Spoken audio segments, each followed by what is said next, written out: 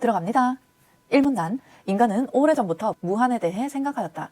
무한은 원래 유한한 것의 반대 개념으로 만들어졌고, 이런 관점대로라면 무한은 세상의 모든 현실적 존재의 유한성을 부정하는 개념이 된다.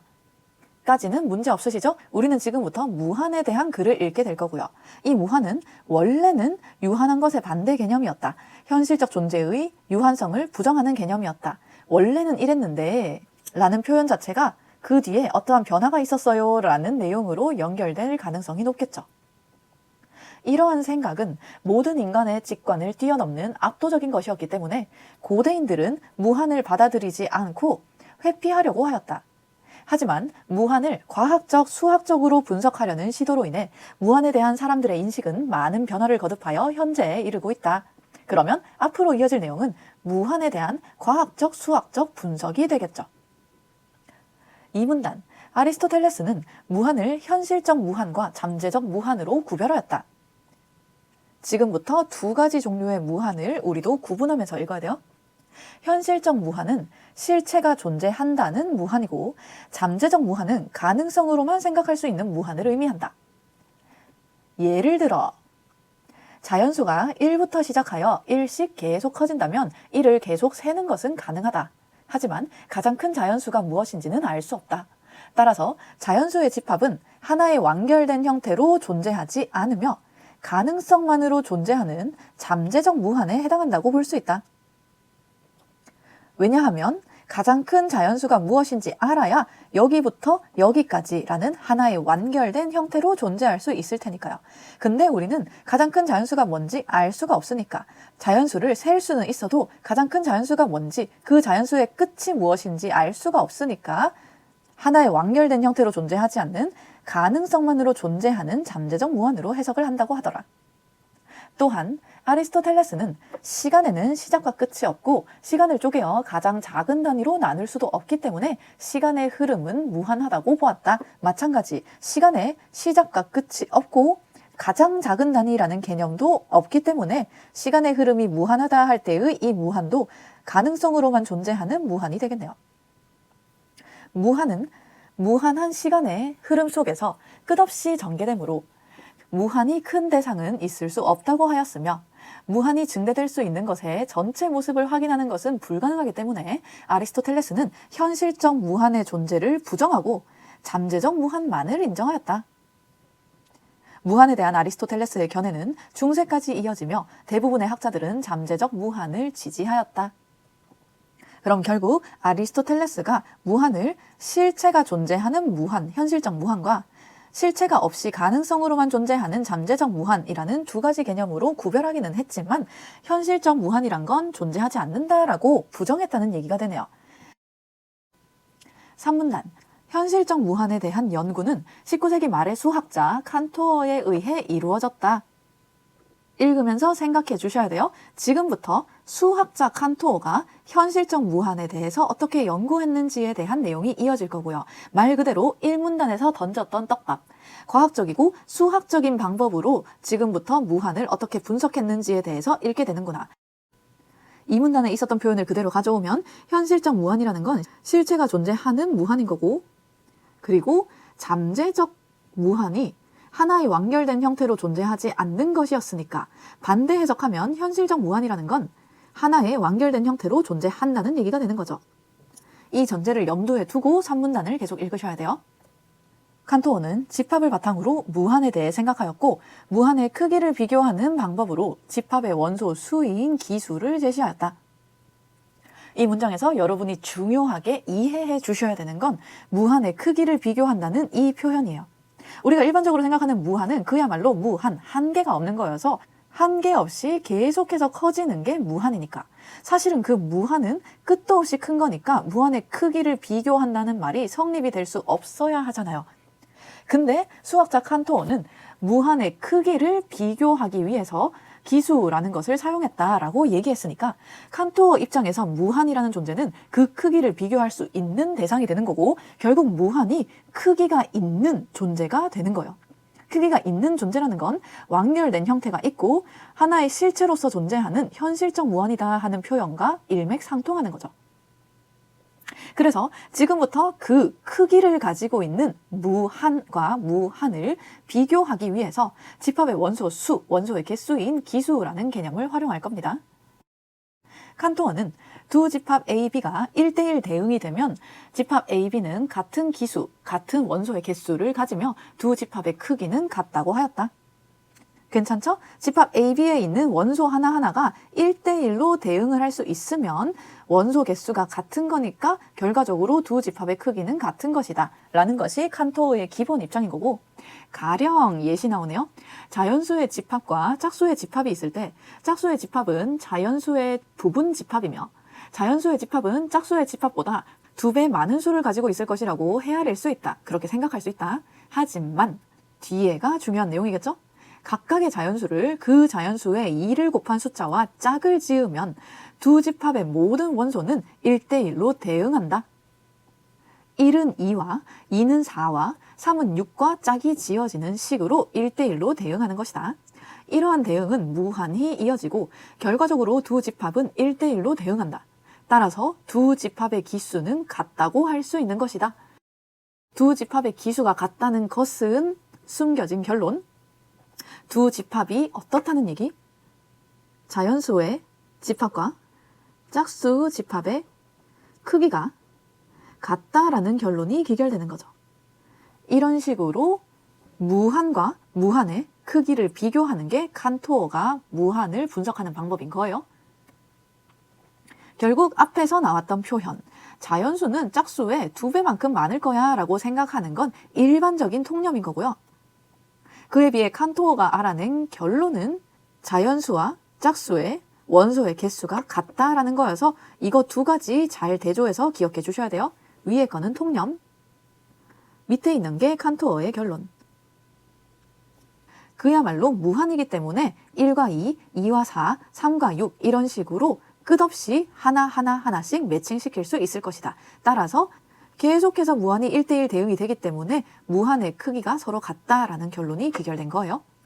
그래서 칸토어의 이론에서 가장 중요한 건 1대1 대응이 되면 같은 기수를 가지고 있는 거고 두 집합의 크기가 같다라고 비교를 할 수 있다는 거. 이거를 염두에 계속 두고 4문단으로 내려갑니다. 칸토어는 자연수의 집합과 유리수의 집합도 기수가 같다는 것을 증명하였다. 다른 말로 바꾸면 모든 원소가 어떻다는 얘기? 1대1 대응된다 하는 것을 알아냈다는 얘기고요. 따라서 무한의 크기가 같다라는 것을 증명해냈다는 얘기예요. 임의의 두 유리수 사이에는 수많은 유리수가 존재한다. 혹시 유리수 개념이 흔들리면 어차피 수학 시간에 해야 되니까 이참에 한번 사전 검색해 오셨어도 괜찮아요. 유리수 분수로 나타낼 수 있는 숫자다라고 가볍게 생각해 주시고, 여튼 임의의 두 유리수 사이에는 수많은 유리수가 존재한다. 숫자와 숫자 사이에는 수없이 많은 분수가 존재할 테니까요. 예를 들어 유리수 A와 B의 사이에는 또 다른 유리수 2분의 AB가 있고 이것과 이것 사이에는 또 이것이 존재해서 수많은 유리수가 존재할 수 있다. 이러한 방식으로 A와 B 사이의 유리수를 얼마든지 계속 찾을 수 있는 것이다. 따라서 유리수는 무한한 존재가 되네요. 이와 같은 성질을 조밀성이라고 한다. 얼마든지 둘 사이에 있는 존재를 계속해서 찾을 수 있는 것을 조밀성이라고 하나 봐요. 자연수는 조밀성이 없고, 왜냐하면 1과 3의 사이에 있는 건 2 하나밖에 없으니까. 1과 100의 사이에 있는 건 2에서 99까지의 숫자밖에 없는 거지 그 사이에 얼마든지 많은 숫자가 들어갈 수 있는 건 아니니까 자연수는 조밀성이 없고, 유리수의 집합은 자연수의 집합을 부분 집합으로 포함하고 있다. 유리수는 분수로 나타낼 수 있는 숫자이고 자연수는 분모에 1이 들어가는 숫자들이다 라고 생각하면 되니까 자연수의 집합이 유리수의 안에 부분 집합으로 포함되어 있겠죠. 따라서 유리수의 집합은 자연수의 집합보다 기수가 크다고 생각할 수 있지만 실제로 그렇지 않다 하는 게 칸토어의 결론으로 이미 제시가 되었으니까, 칸토어는 대각화 증명을 통해 두 집합이 1대1로 대응된다는 것을 증명하였다. 그림 1에서 첫 번째 행은 1을 분모로 하는 분수로 자연수를 의미한다. 이러한 규칙에 따라 n번째 행은 n을 분모로 하는 분수가 나열된다. 이후 화살표의 방향에 따라 하나씩 숫자를 세면서 그 중에 1분의 1, 2분의 2, 3분의 3 같은 동일한 숫자는 제거한다면 세상에 존재하는 모든 양의 유리수를 셀 수 있게 되고, 그럼 당연히 세상에 존재하는 모든 양의 유리수를 일렬로 쭈루루루루 배열을 할 수 있겠죠. 그렇게 배열되는 유리수의 배열에 자연수를 1부터 하나씩 대응시키면 자연수와 양의 유리수는 1대1 대응이 가능해진다. 따라서 유리수의 집합은 자연수의 집합과 기수가 같은 것이다. 라고 적혀 있는 거 잠깐 앞으로 돌아가서 한 번만 더 설명할게요. 그림 1에 있는 게 분모에 1을 넣은 분수, 2를 넣은 분수, 3을 넣은 분수를 세로로 쭈루루룩 무한하게 배열하는 거고요. 가로축에는 분자의 수를 1씩 늘려가면서 쭈루루룩 무한하게 배열해 놓은 거죠. 그러면 이 무한하게 적힌 숫자들이 세상에 존재하는 모든 유리수가 됩니다. 빠짐없이 유리수들을 이런 식으로 적을 수 있는 거예요. 그 뒤에 겹치는 분수에 해당하는 아이들은 지웁니다. 이거는 똑같은 숫자니까요. 1분의 1과 겹치는 2분의 2, 3분의 3, 4분의 4, 5분의 5를 지울 거고요. 1분의 2와 겹치는 2분의 4, 3분의 6, 4분의 8을 지울 거고요. 1분의 3과 겹치는 2분의 6, 이런 친구들을 전부 지우고 나면 이제 중복되지 않는 세상에 존재하는 모든 유리수가 여기에 나열이 되어 있는 거예요. 그 숫자들을 화살표 순서에 따라서 하나씩 배열할 수 있겠죠.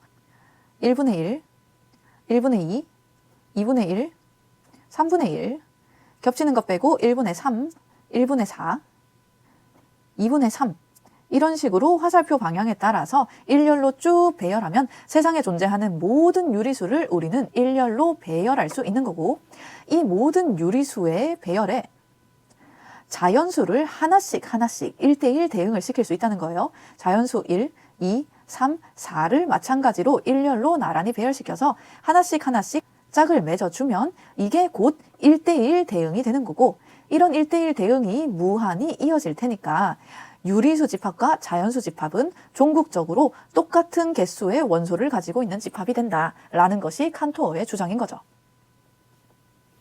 따라서 유리수의 집합은 자연수의 집합과 기수가 같고 무한의 크기로 얘기를 하자면 두 무한의 크기가 같다라는 결론이 나오는 거예요. 오문단, 복잡하니까 집중하셔야 돼요. 칸토어는 대각성 논법을 통해 실수의 집합은 자연수의 집합과 1대1로 대응되지 않는다는 것을 증명하였다. 그러면 실수가 가지고 있는 무한과 자연수가 가지고 있는 무한은 크기가 다르다는 결론이 나오는 거네요. 이때 말하는 실수에는 앞에 나왔던 유리수와 무리수가 포함되어 있다 하는 거 수학 시간에 배우셨죠? 나는 기억이 안 나서 다시 사전을 찾아야 했어요. 이때 무리수라는 건 결국 분수로 나타낼 수 없는 모든 숫자를 가리키는 거였고 말하자면 루트 2나 로그 2나 파이나 이런 아이들이 무리수에 해당한다고 하더라. anyway 다시 돌아옵니다. 0과 1 사이의 모든 실수를 무한 소수로 나타내고 0보다 작은 소수인데 무한히 이어지는 소수인 거죠. 무한 소수로 나타내고 이를 그림 2와 같이 일일이 나열한다고 하자. 그림 2의 첫 번째 무한소수 R1의 소수 첫째 자리 A12를 다른 숫자로 바꾸어 새로운 소수의 첫째 자리에 두고 두 번째 무한소수 R2의 소수 둘째 자리 A21을 다른 숫자로 바꾸어 새로운 소수의 둘째 자리에 두는 식으로 새로운 무한소수를 만들면 원래의 목록에는 존재하지 않는 무한소수를 찾을 수 있다. 이와 같은 방법을 반복하면 계속해서 다른 무한소수를 만들어낼 수 있고 0과 1 사이에 모든 무한소수를 나열했다는 가정은 잘못되었다는 것을 알 수 있다. 굉장히 복잡하게 적혀 있지만 사실은 결론만 챙기시면 돼요. 아까 앞에서 우리가 모든 자연수와 짝수를 나열한 것처럼 그리고 모든 유리수와 자연수를 일렬로 나열했던 것처럼 지금의 목표는 세상에 존재하는 모든 실수, 무리수를 포함한 모든 실수를 일렬로 나열하는 게 우리의 목표인 거예요. 그걸 위해서 일단 이런 식으로 주르륵 나열을 해봤더니만 0과 1 사이에 존재하는 모든 실수를 나열해보자 해서 R1부터 R5까지 이하 계속 이어지는 소수들을 나열을 했더니 나름대로 적는다고 다 적어놨는데 결론 먼저 계속해서 다른 무한소수를 새롭게 만들어낼 수 있더라. 그러니까 결국 0과 1 사이에 모든 무한소수를 나열했다는 가정이 잘못되었다는 것을 알 수 있었다. 그러면 앞에서 했던 자연수와 유리수와는 달리 실수는 세상에 존재하는 모든 수를 일렬로 나열을 할 수가 없는 거예요. 왜냐하면 내가 나열한다고 나열을 해도 계속해서 새로운 무한소수가 만들어질 수 있으니까. 즉, 실수는 조밀성을 보이지만 실수가 조밀성을 가지고 있다 하는 건 앞에 있었던 유리수와의 공통점이긴 하지만 일렬로 줄을 세울 수 있었던 유리수와는 달리 실수는 자연수와 1대1 대응은 되지 않으며 실수의 집합은 자연수의 집합보다 기수가 크기 때문에 원소의 개수가 훨씬 더 많기 때문에 실수의 집합은 자연수의 집합이나 유리수의 집합보다 더 큰 무한인 것이다 하는 이 최종 결론만 확실하게 잡아주시면 돼요. 일단은 어쨌거나 현재 우리는 무한의 크기를 비교하고 있는 거고요. 앞에서 나왔던 무한의 크기가 똑같았던 자연수와 유리수, 자연수와 짝수의 관계와는 달리 실수와 자연수는 1대1 대응이 안 돼서 실수가 훨씬 더 크기가 큰 무한이 된다. 무한끼리도 크기를 비교할 수 있다 하는 걸 잡아주시면 되고, 그리고 무한의 크기를 비교할 수 있다는 건 이때 말하는 무한이란 게 어떠한 실체를 가지고 있는 현실적 무한을 나타내는 표현이구나 하는 거, 처음에 내용이 어떻게 시작되었는지 끝까지 놓치시면 안 돼요. 글의 취지를 고려했을 때는 이 부분만 이해할 수 있으면 충분하고요. 문제의 이 부분 굳이 이해하러 가봅시다. 우리의 목표는 0과 1 사이에 존재하는 모든 실수를 나열하는 거예요.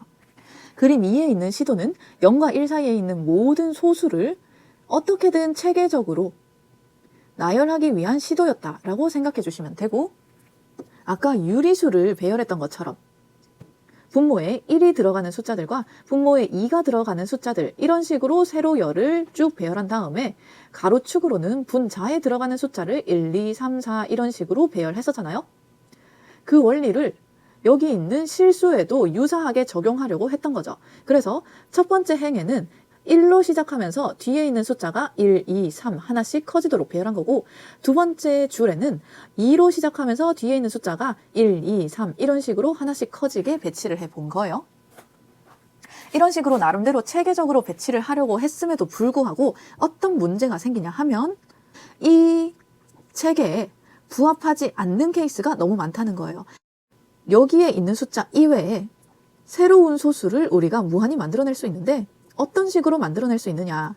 이 지문에 의하면 A12를 다른 숫자로 바꾸어서 첫째 자리에, A21을 다른 숫자로 바꾸어서 둘째 자리에, A33을 다른 숫자로 바꾸어서 셋째 자리에, 이런 식으로 이 리스트의 체계와 부합하지 않는 새로운 종류의 소수를 무한정으로 새롭게 만들어낼 수 있더라 하는 게 칸토어가 파악해낸 한계인 거죠. 근데 이 지문에서는 여기에 있는 숫자를 바꾸어서 새로운 소수의 첫째 자리, 둘째 자리, 셋째 자리에 넣는다라고 적혀 있기는 하지만 또 다른 책에서는 첫째 자리에 그대로 집어넣고 둘째 자리, 셋째 자리 이런 식으로 그대로 집어넣어도 얘네들끼리의 조합만으로 구성된 이 새로운 소수가 그야말로 했던 말 반복, 칸토어가 원래 나열하려고 했던 이 체계에 부합하지 않는 새로운 숫자를 이런 식으로 만들어낼 수 있다라는 결론으로 귀결되는 거여서, 총정리, 결과적으로 칸토어는 세상에 존재하는 모든 소수, 모든 실수를 일렬로 나열할 수가 없다라는 걸 파악했고요. 결과적으로 자연수와 1대1로 대응을 할 수 없기 때문에 두 개의 크기가 같다라고는 할 수 없고, 누가 봐도 실수의 집합이 자연수의 집합보다 개수가 크다는 것이 자명해져서 결과적으로 실수가 가지고 있는 무한이 자연수가 가지고 있는 무한보다 훨씬 더 크더라 라는 결론을 이끌어낸 거예요. 6문단. 한편 칸토어는 모든 무한 중에서도 가장 큰 무한을 절대적 무한이라고 정의하였다. 칸토어는 절대적 무한은 신만이 알 수 있는 것이라고 보았고, 인간은 절대적 무한을 알 수 없다고 결론지었다.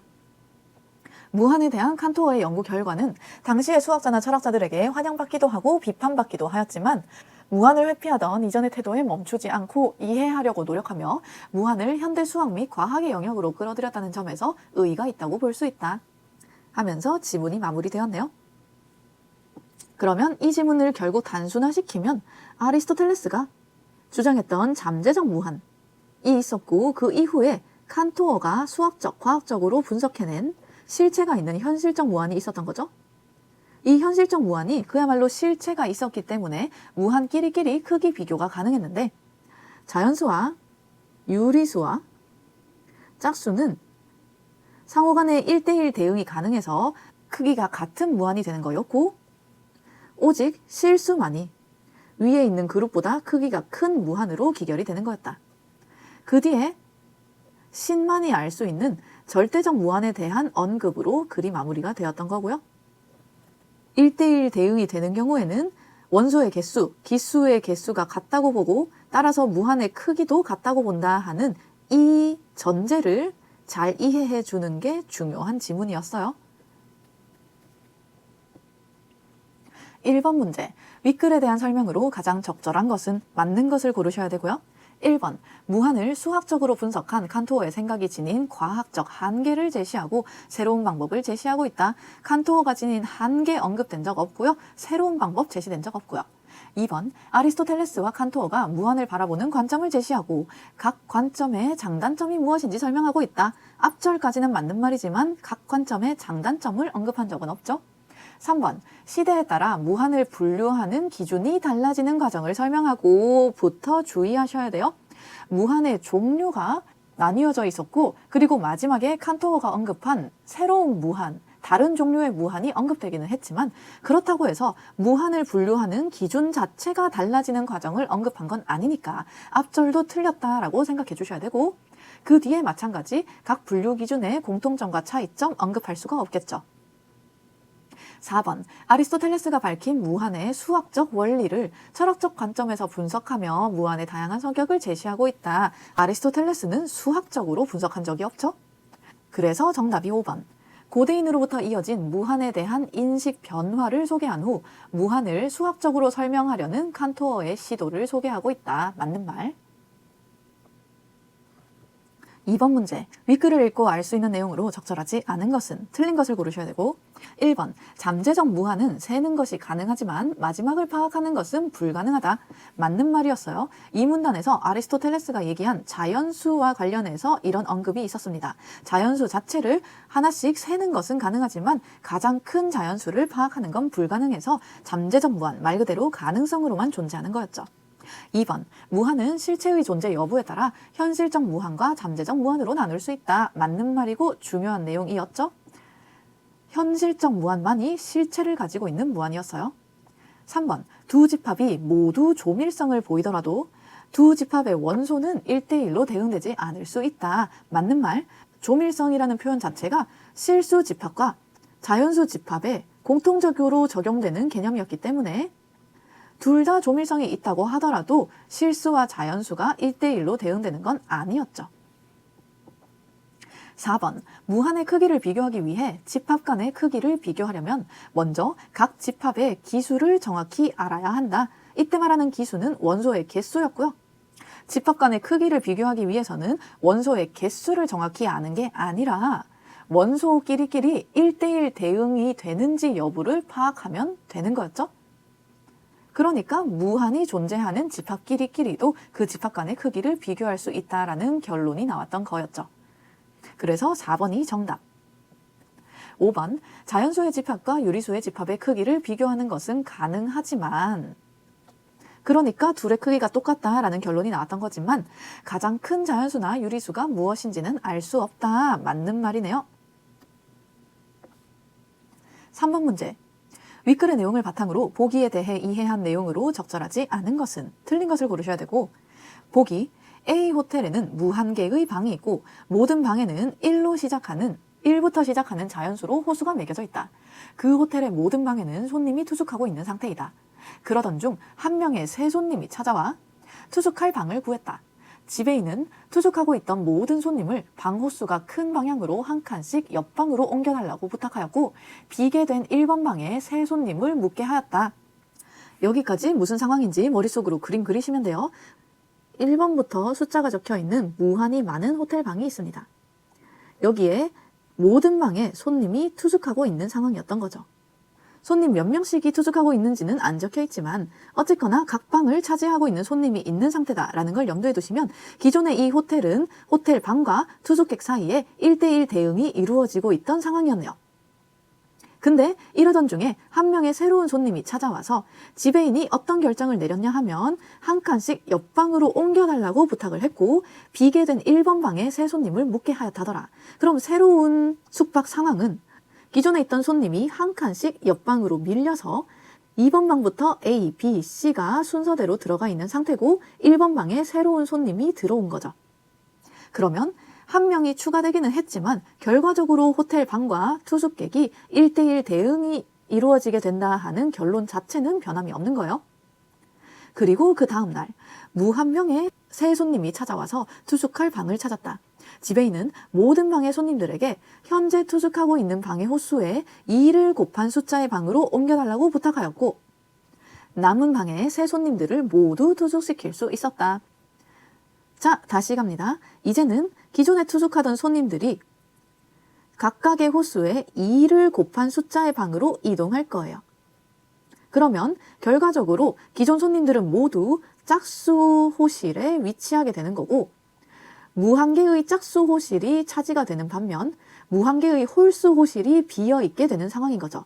그래서 그 무한 개의 홀수 방에다가 새롭게 들어온 손님들을 모두 투숙시킬 수 있었다라는 결론이 나오는 거고 한 명의 새로운 손님이 찾아왔음에도 불구하고 최종적으로는 모든 호실에 모든 손님들이 투숙을 하고 있는 1대1 대응 사항이 유지가 되고 있다 하는 맥락을 이해해 주시면 됩니다. 그대로 선지 내려오면 1번 고대인들은 무한 개의 방이 존재한다는 A호텔의 개념을 받아들이지 못하고 회피하려고 하겠군. 고대인들은 무한을 받아들이지 않았다 하는 내용이 1문단에 언급돼 있었죠.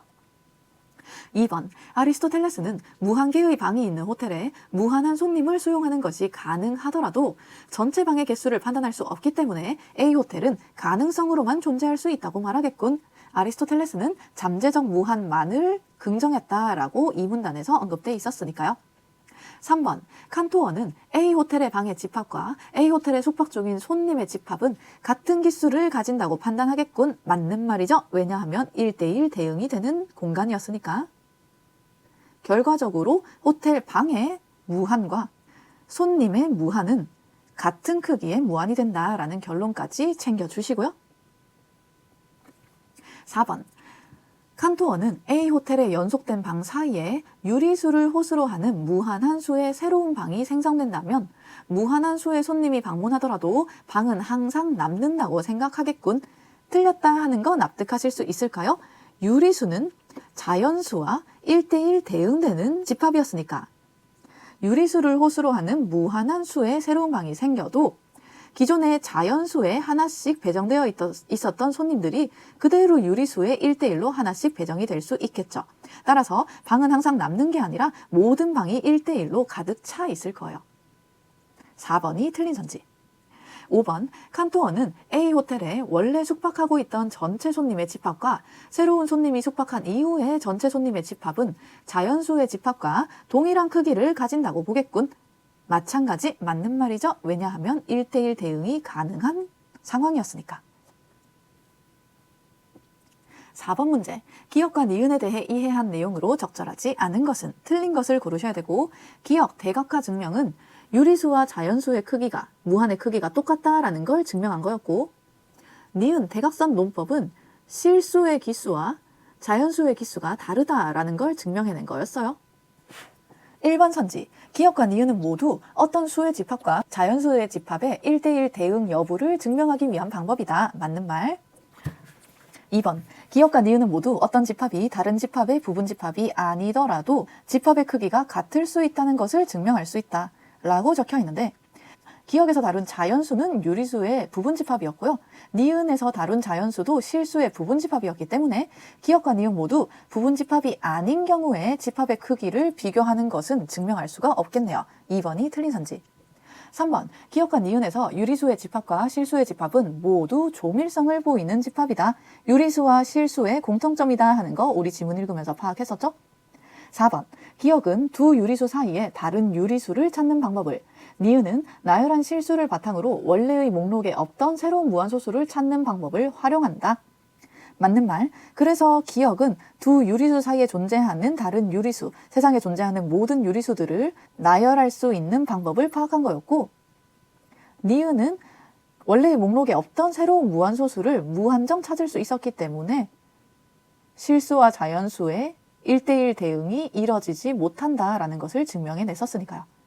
5번, 기억에서는 새로운 유리수를 찾더라도 자연수의 집합과 기수가 같다는 것을 확인할 수 있지만 니은에서는 원래의 목록에 없던 새로운 무한소수를 찾으면 자연수의 집합과 기수가 다르다는 것을 확인할 수 있다.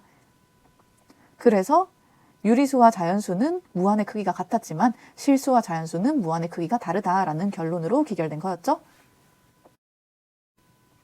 5번 문제, 무한에 대한 칸토어의 견해로 적절하지 않은 것은 틀린 것을 고르셔야 되고, 1번, 실체가 존재하는 무한은 그 크기를 파악하는 것이 가능하다. 실체가 존재하는 무한이라는 건 현실적 무한을 가리키는 표현이었고요. 일반 선지 해석이 좀 어려웠을 수 있을 것 같은데, 이때 말하는 그 크기를 파악한다라는 표현은 그 크기를 수치로 잰다라는 표현이 아니고 크기 비교가 가능하다라는 맥락으로 해석해 주셔야 돼요. 우리가 지금까지 읽었던 게 무한의 크기를 비교하는 내용이었으니까. 그리고 무한의 크기를 비교한다는 건 두 집합의 무한의 크기를 파악할 수 있다라는 내용이 되는 거니까요. 그래서 1번 선지 맞는 말이고, 2번, 무한은 가능성만으로 존재하는 것이 아니며 각 무한의 크기는 각각 다를 수 있다. 맞는 말. 3번, 무한은 현실의 영역과 인간이 판단할 수 없는 현실 너머의 영역을 모두 아우를 수 있는 개념이다. 특히 인간이 판단할 수 없는 현실 너머의 영역을 절대적 무한이라고 칸토어가 지칭했던 거죠. 4번, 수학적 사고 과정에 따라 무한의 크기를 비교하다 보면 무한한 존재인 신의 영역에 다다를 수 없다라고 얘기하는 게 칸토어가 얘기한 바였으니까 4번이 정답. 5번, 인간은 무한에서 기수 간의 크기를 비교할 수 있지만 가장 기수가 큰 무한에 대해서는 이해할 수 없다. 이때 가장 기수가 큰 무한이라는 게 무한한 존재인 신의 영역을 가리키는 표현이고, 이게 결국 인간이 판단할 수 없는 절대적 무한을 가리키는 표현이니까요. 6번 문제, 문맥상 A에서 E와 바꿔쓰기에 적절하지 않은 것은 틀린 것을 고르셔야 되고, 정답인 5번만 얘기를 하자면 지문에서 언급한 건 무한소수라는 숫자를 만든다라는 표현이었고요. 결성하다라는 한자어는 특정한 조직이나 단체 같은 걸 만들어내는 걸 가리키니까 숫자를 구성한다 하는 표현과 단체를 결성한다라는 표현은 서로 바꿔서 쓰기에 적절하지 않은 표현이 되는 거죠. 여기까지 이 지문 설명 마무리하도록 할게요.